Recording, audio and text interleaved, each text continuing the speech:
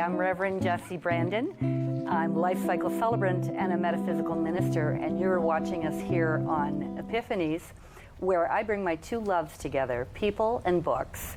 And today I'm talking with Natalya Shumsky, and she is a registered homeopath and holistic nutritionist, and she's a nutritional therapist.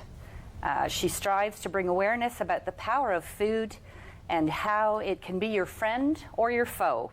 She's currently building her own practice here in Barrie, and she can't wait to show the community what she has to offer.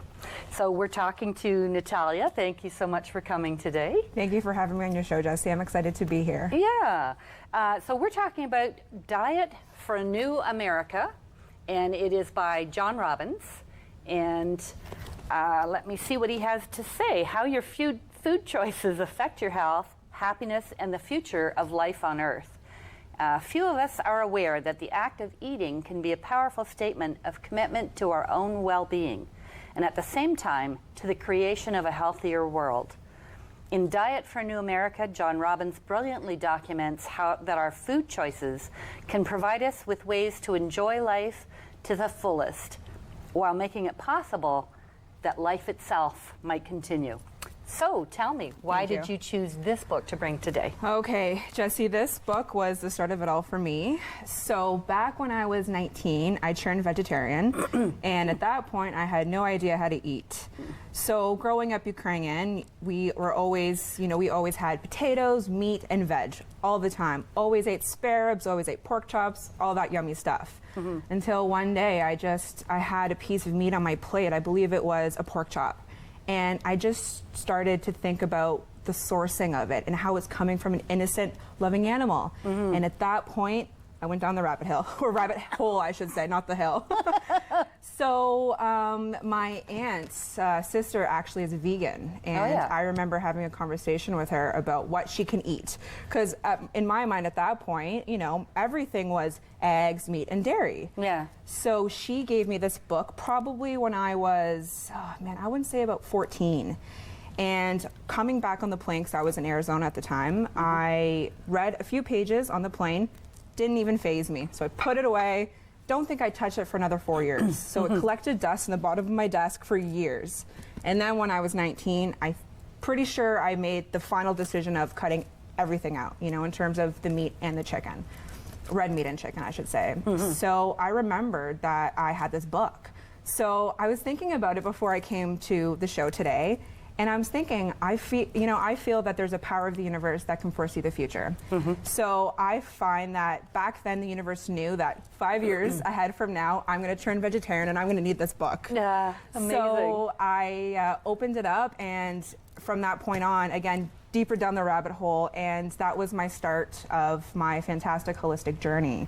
So this book, if I were to sum it up in one paragraph, I can try, but the easiest way to do that is reading an excerpt from John Robbins, if I may. Absolutely, please do. Okay, so, right here.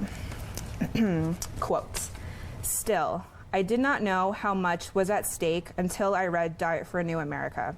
For this book reveals the causal links between our animal food habits and the current epidemics of cancer, heart diseases, and many other modern health disorders. It reveals as well the role these habits play in our present ecological crisis, in the depletion of our water, topsoil, and forests. It shows how the production of animal foods puts toxins into our environment, and how our consumption of these foods increases, in turn, our susceptibility to these toxins. Eating high on the food chain can be seen now as a kind of vicious cycle, in which the chemicals we inflict on the environment and other life forms mount exponentially, and in which we ourselves as consumers become progressively more vulnerable to them." So that was really touching to me. I'm looking through and I didn't know what to read on the show today, but I thought that was a perfect blurb of what to expect, reading the book kind of thing. So yeah, this book, so the first part is split up into 3 parts. The first part is explaining stories about, the intelligence behind dolphins and how they're able to guide, lost people that are lost at sea, how they're able to guide them to safety and to shore, things like that. So it really brings awareness of the compassion and the intelligence behind animals. And there are some, it does talk about, the slaughterhouses and the pain we inflict on animals and stuff. So it is hard to swallow, but it's reality, and, ignorance can be bliss. But once we are exposed to the truth, we're able to take, proper measures, in which our bodies respond to best in terms of compassion and energy and things like that. So, and then the second part and the third part all talks about the dangers and the toxins and behind the eggs, meat, and dairy industry kind of thing. So, it brings so much knowledge and so much awareness, and it is hard to stomach, but that's what helped me become vegetarian and understand the power of food. And, for me personally, towards the end of my eating meat time, I felt that I was eating the pain of the animal. I've heard that. So it was hard, and for me it's all ethical, but it's my choice, and I feel great, not eating animals. Yeah, so you've confused me just a little, because I always thought the difference between vegetarianism and vegan was not consuming dairy as a vegan, which is of course buttermilk and all of that stuff. Correct. And I wasn't just sure.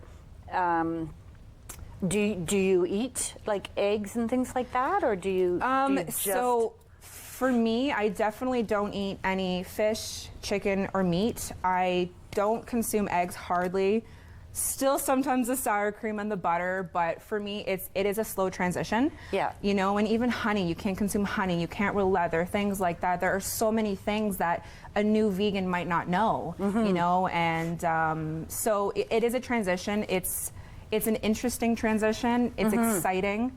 There's always something to learn in terms of veganism, vegetarianism. There's, there's new studies, new findings, new fads, things like that. But for me, I'm still on my journey. Yeah. And I will eventually get to, my happy place. Yeah.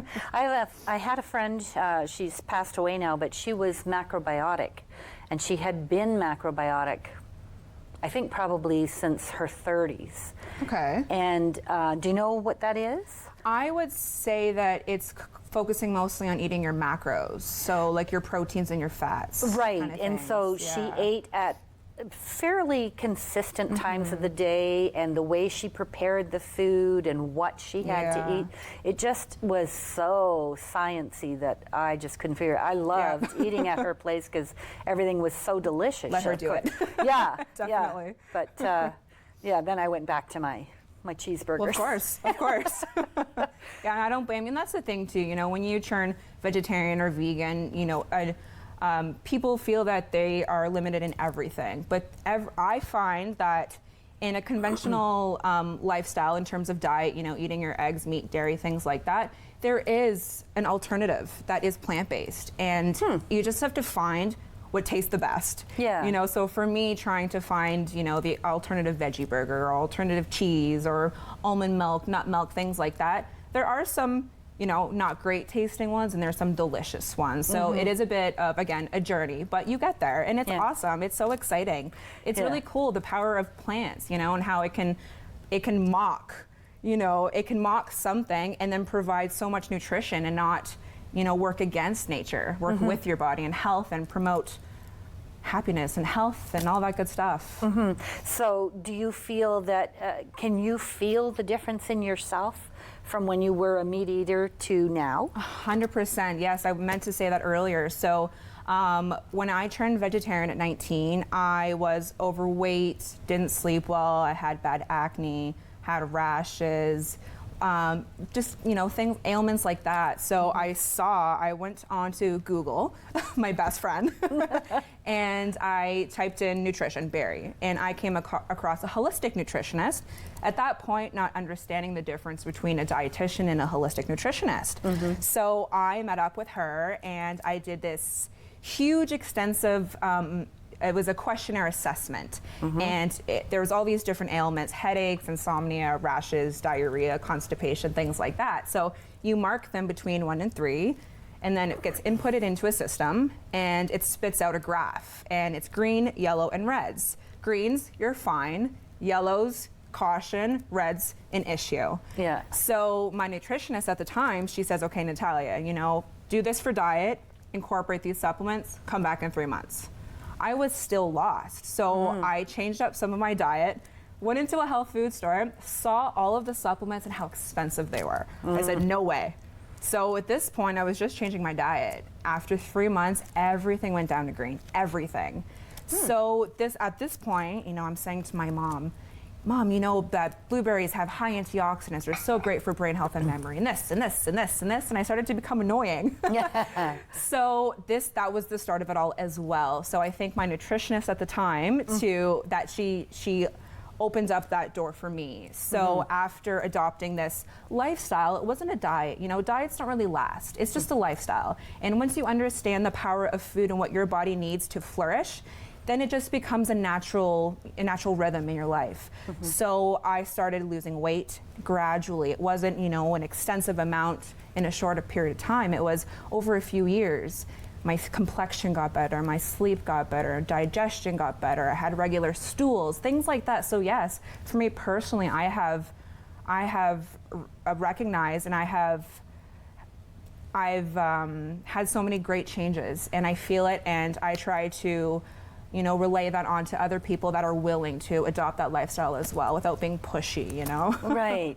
So what is it about this book that, I mean, I understand what you just read, but was there more to the book that you would suggest to the viewers could give them a jump start or something? Definitely. Thank you for asking that. So even if you skip the first part of the book, go into the second and the third part. And it's basically what it's saying. It's breaking down eggs, meat, and then dairy. So they're saying why it's causing these toxins and environmental issues, things like that. So the chickens are being given corn and steroids and antibiotics. Same with the cows to make them grow bigger and prevent infection, things like that. So this is now in turn coming into our bodies, and then we're getting diseases, heart disease, atherosclerosis, which is plaque in the arteries, which can cause a heart attack and a stroke, and allergies and sensitivities. That's all what we're eating, you know. So John Robbins breaks it down so beautifully for I don't want to say an amateur, but for a beginner,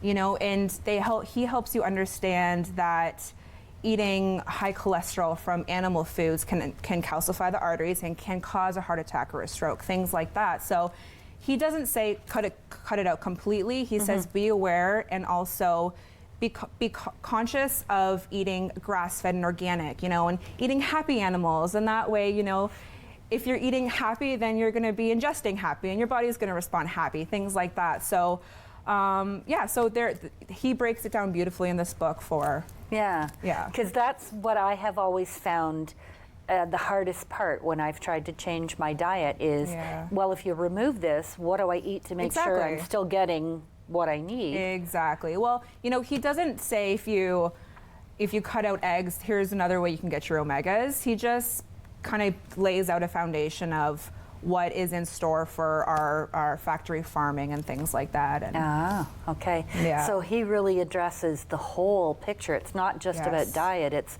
when we're doing this is what's happening, and this is what it's doing to the environment and so forth. Exactly. Wow. Environment, people, animals, definitely. Well, I know for a time, my partner and I had a young girl living with us, and she was vegan, heading to fruitarian. Now, I don't think I've ever heard of that before. Well, that's cool. what she and her boyfriend called it, was fruitarian, and I don't think she stayed with it, but regardless, she tried to help us become more aware, but really it was more just removing the foods and telling us what to eat and giving us recipes. Okay. And it really didn't change anything for me, except that I decided to start removing things. So I removed bacon, and the reason, or like pig. Right. And the reason I did that is because I'd also just read a murder mystery where the guy kept taking the bodies to the pig farm because pigs will eat anything. And that was it for me. I know. Yeah, just that one thing is enough to completely cut something out. I couldn't touch pig at all in any form. Yeah. And then the smell of bacon got to me one time when I was in a restaurant, and I just had a little bit, and now I'm back. But I only eat like I'll eat a ham or I'll eat bacon or I'll eat pea meal, but I don't eat, there's a lot of things I don't eat anymore that I used to. For some reason, I just can't buy pork chops. Just can't do it. Yeah, I don't blame you. And if I think about it, I'd probably go back to being off bacon as well. But I find it so difficult to think. I very rarely eat red meat. I more eat, chicken or The leaner meats kind of thing, yeah. yeah. So and that is purposeful. I have to admit I don't buy organic. I mean, everything is so costly this day. Oh, so I know. That's the thing. know. How are people going to do this? I mean, there's your smaller portions right there because you just can't afford it. But I take all kinds of supplements. Good. Yeah. Happy to hear that. Yeah, yeah.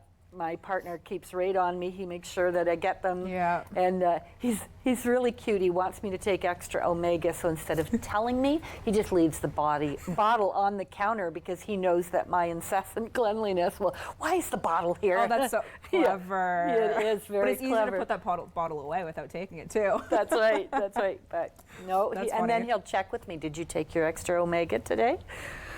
Yes, I did. So, but I have to admit, as someone who has a diagnosis of fibromyalgia, I really do find the omega-3 changes everything for That's me. incredible. It's a deal breaker. Well, it's hard to get our omegas through diet, so that's why taking supplemental form of omega-3 now is becoming more of a staple rather than not taking it kind of thing. So that's the thing with our diet. We're getting all of our nutrition from the soil, and our soil is so depleted nowadays. That's hard to really get full nutrition. So you may get broccoli from the store, but really maybe only 30% nutrition to it. So that's when organic comes into play, or buying from your local farmers. But then again, I mean, when it's winter here, we have to get produce from the States or wherever else. And then if it's grown organically and by the time it comes to Canada, how can you really tell it's organic? You know? So for me personally, I'm still kind of iffy about it. I'm not really sure.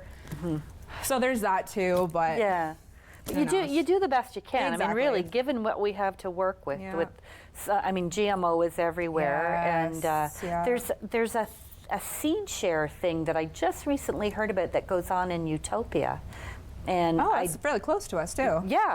And I can't remember who it was that told me, but I think it's an entire day when you can go out and swap seeds with other people, and I think you can buy them. So just for my viewers, there's some information for you to check out what the seed community is like out in Utopia, because that's one way. I know I had friends that gave me heritage seeds for, I think it was snow peas. Oh, yummy. Yeah. Very and nice. Yeah, and my daughter loved to go out in the backyard and just pull one off. That's so cool. Yeah. And then, of course, I sold that house and didn't take them with me. How sad. So, yeah. We're passing it on. Yes. So that's okay. Yes, I'm hoping that somebody's still eating the snow peas. Yeah. But yeah. Well, my grandfather, I'm born and raised in Barrie, and so my grandfather owned a very large farm in the area of Duckworth over to Cook Street. Oh, awesome. Yeah, so I remember as a child going out and picking the apples and the vegetables, and then sitting on the front porch with my mom and taking the peas out of the pods. That's you know? special. Yeah, it really is. So, I mean, we've lost all of that 100%. by everything coming so quickly and so packaged. Yeah, I and know. laziness and all that. Yeah, well, even though, I mean, I do have work that I do, I don't have what I would call a job. I have a vocation. Yeah. And then I have this, couple of other volunteer things that I do. But even I find that sometimes I'm just too busy, to get it done. And, Definitely. And so I figure any vegetable is better than no vegetable. Yeah, I agree, 100%. Yeah. A little bit of nutrition is still nutrition. Yeah, that's for sure. Is there anything else in the book that you want to read to us? I would love to. So I read something in the beginning of the book, and now I'm going to read something at the end. So this is actually the very last paragraph of the book. Okay. So, quote, I look forward to the day when food disparagement laws have been found unconstitutional and the right to dissent has been once again upheld and protected. I look forward to the day when the industries that produce our food recognize their moral obligations to all of life. I look forward to the day when we have, as a people, rediscovered our place in nature and learned how to live in harmony with each other, each ourselves, each other, and the natural world. I look forward to the day when the American dream is understood to be not one of unlimited consumption, but one of unlimited compassion. Oh, that's beautiful. I know, so touching. Yeah, really is. Yeah. I like that very much. So, speaking of awareness, what else do you do you yourself? How do you're in the middle of building your practice, so what are you doing? Okay, so I do have my own practice. I'm just not completely I am active, I just don't have a place to practice yet. So I'm working at Nutrition Plus, and I am their holistic nutritionist. So I'm building myself through, through that place. Also, just being in that industry is just, it's so rewarding for myself that every day is, a great day. But I'm finishing up school right now, and then I think starting September, I'm going to be actively looking for a place to actually set up my own practice. But currently, I'm studying. I'm trying to get a website together. Just keep learning. Yeah. So what are you studying? Are you finishing like the homeopath? Or Okay, good question. So I have done nutritional therapy, have my diploma in that. I am a registered homeopath, and I have about 2 to 4 weeks left of holistic nutrition. Oh, wonderful. So then I'll be certified. Yeah. So almost. It's a long program, but it's home correspondence, so I sit at home in my pajamas and there's either watching Netflix or doing homework. So that is my struggle, but I'm almost there, so the end is so close. I know, my daughter's back in college to become a social services worker. Good for her. And she says, Facebook, I have to stay on it because that's where she works for a local establishment, and that's how they contact their people. 100%, yeah. And she said, and the minute I click, it's like I just start to scroll. Yes, and it goes on and on and on. But the power of social media is incredible as well. It really is. So sometimes I'm connected with it, sometimes I'm disconnected. But once I get, once I'm going 100%, I gotta stay on it. Yeah. So there's that. Yeah. So you'll be completely finished in 4 weeks, and then you will be a registered holistic nutritionist. Definitely, yeah. And a homeopath. Yes. Now, will you be will you have the ability to call yourself doctor?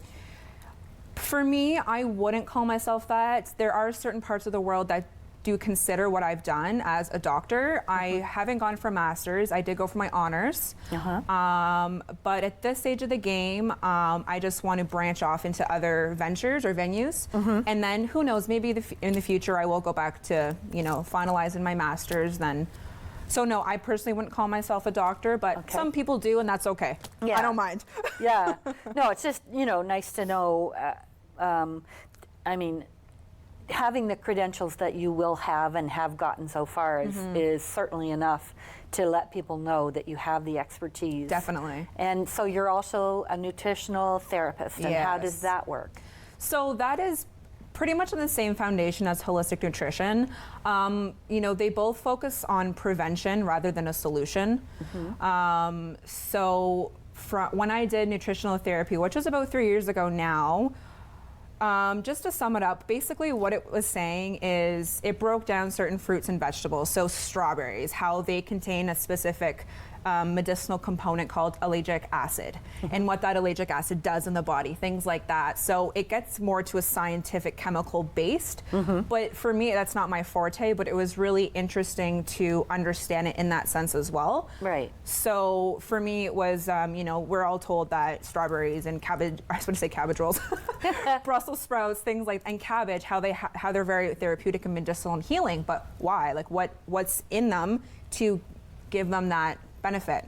So it's the acids and the polyphenols and bioflavonoids, and basically what those words are, they're fancy ways of saying antioxidants. So antioxidants are components of fruits and vegetables that help your body counteract free radicals.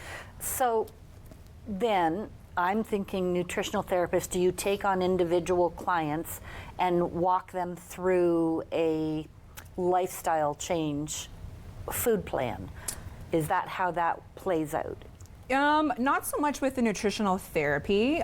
So for me, I kind of use that nutritional therapy just as an educational foundation for me. But the holistic nutrition is what I can really use for people and for providing, you know, more of a food diary or a lifestyle recommendation, supplement recommendation, things to remove and to add and things like that. So I would definitely associate holistic nutrition more with clients rather than the nutritional therapy. Okay. If that makes sense. Yeah, it does. Okay. Because I really don't care about all those fancy words that you said. I know most people don't. Yeah, I just want to know that wanna be strawberries healthy. are good for me.